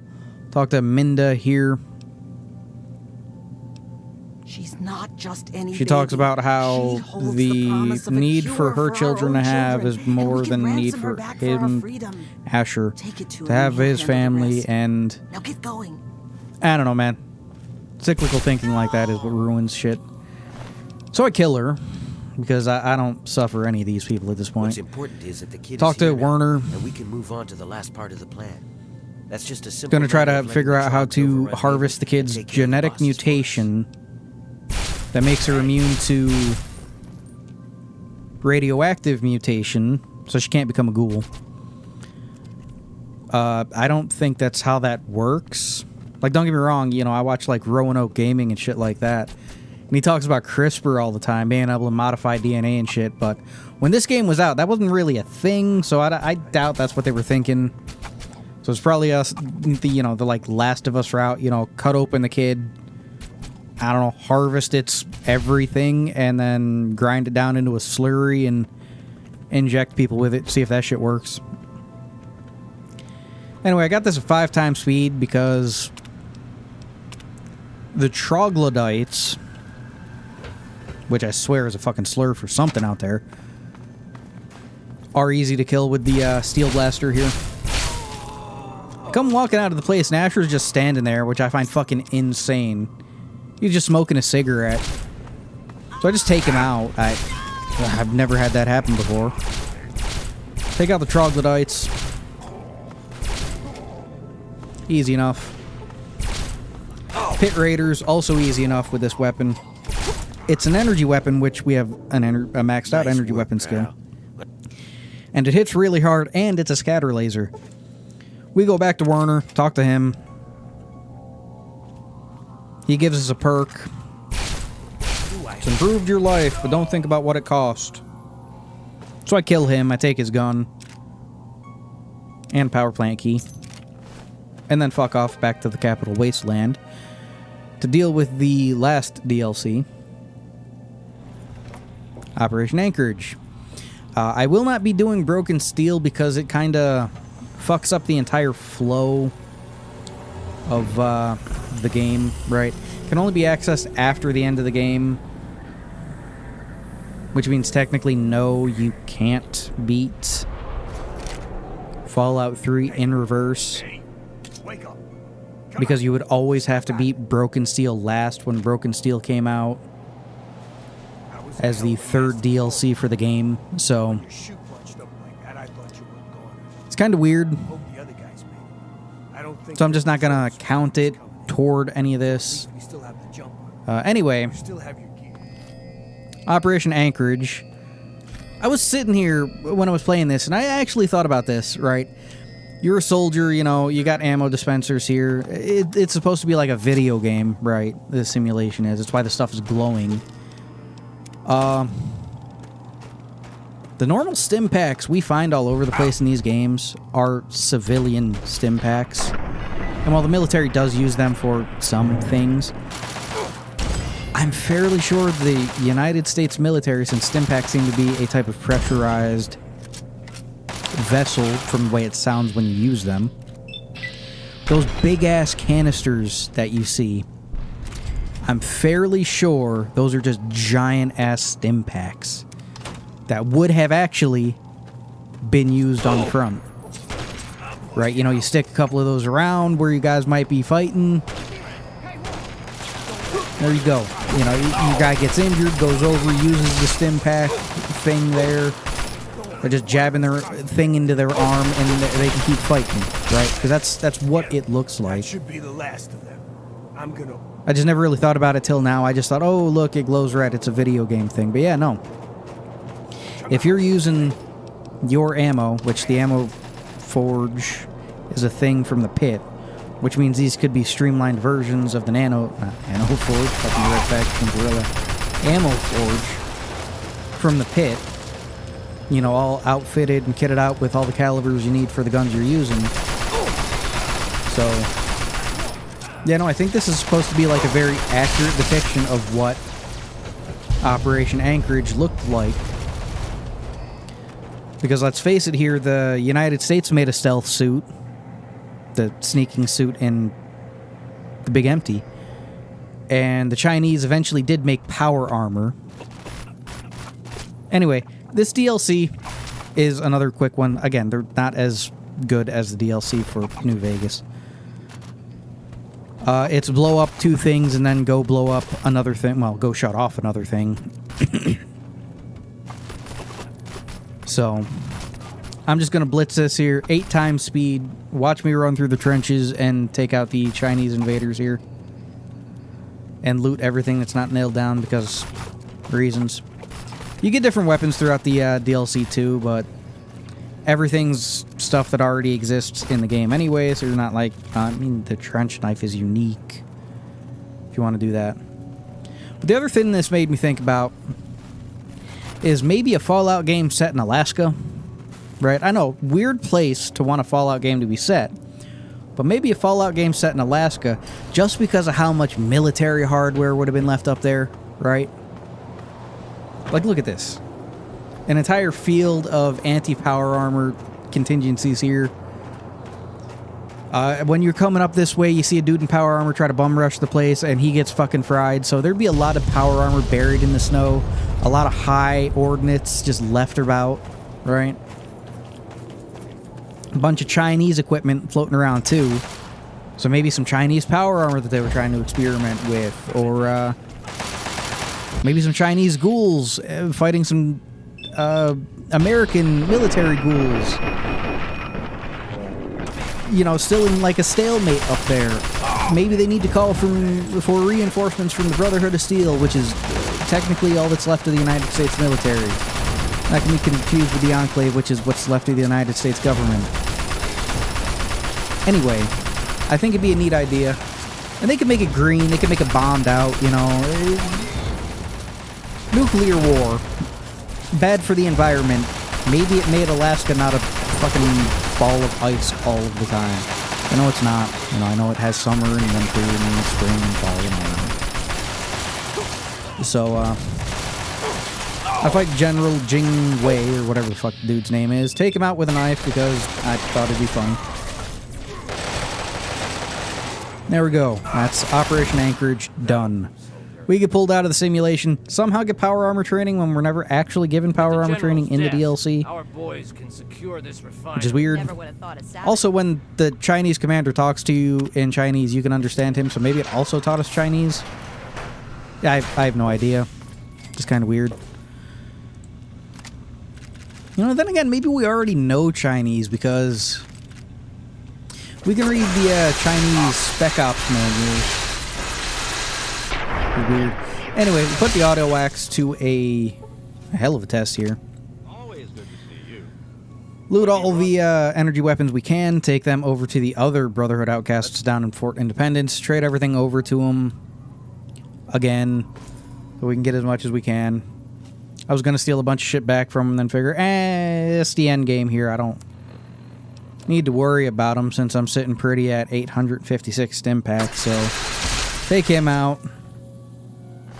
Take back my alien blaster. He can keep the rest of the shit I fucking gave to him.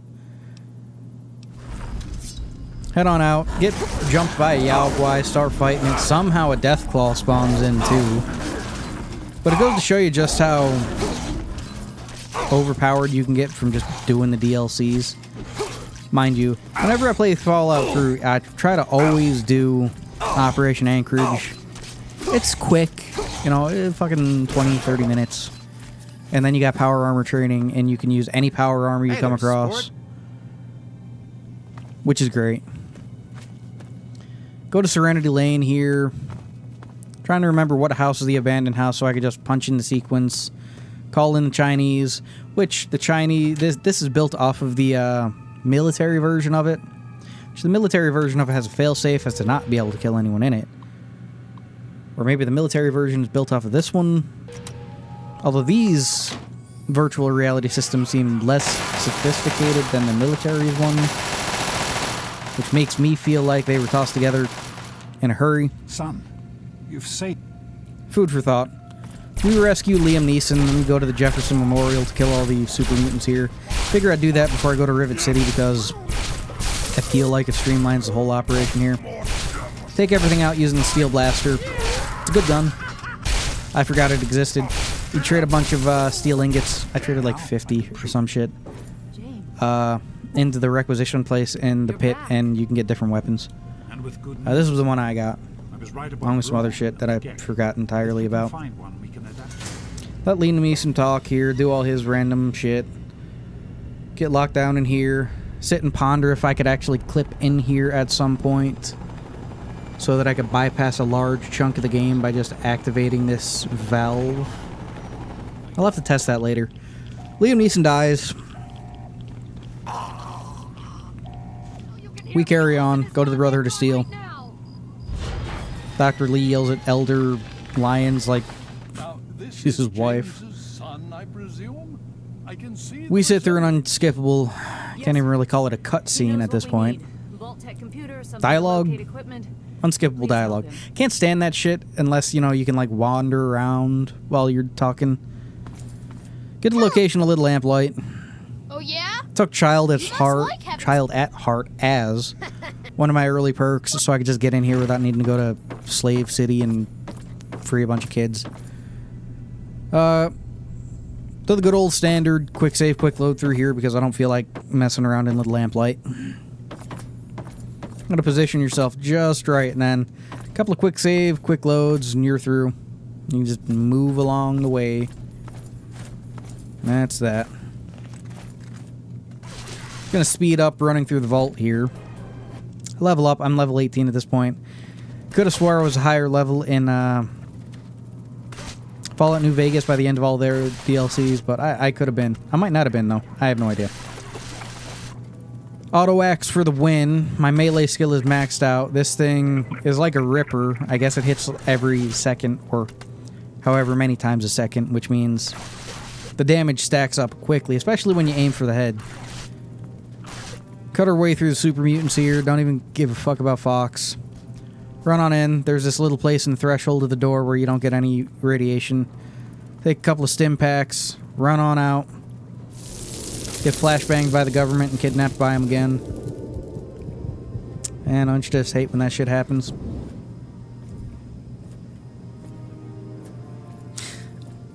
Also, if the Enclave has such sophisticated technology and the resources to continue perpetuating this shit for 200-300 years, how the fuck do they keep losing? Like, genuinely.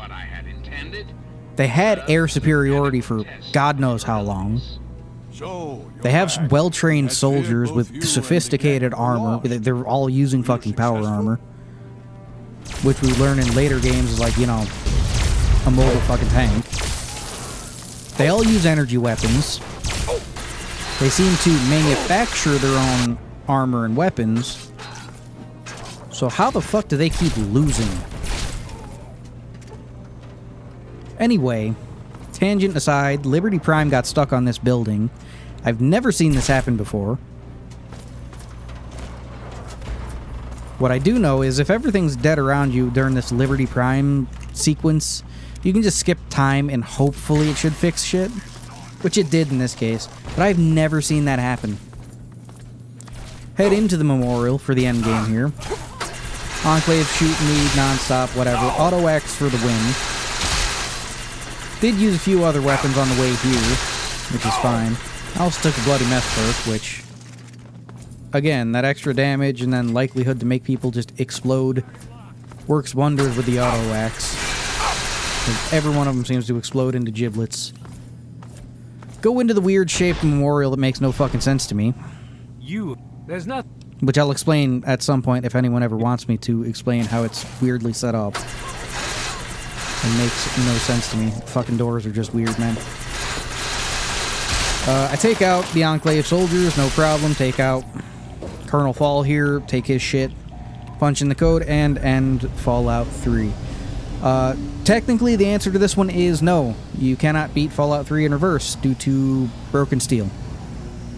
Since it's the third DLC, but only can be completed after the end of the original content for the game, means no. No, you cannot. Right?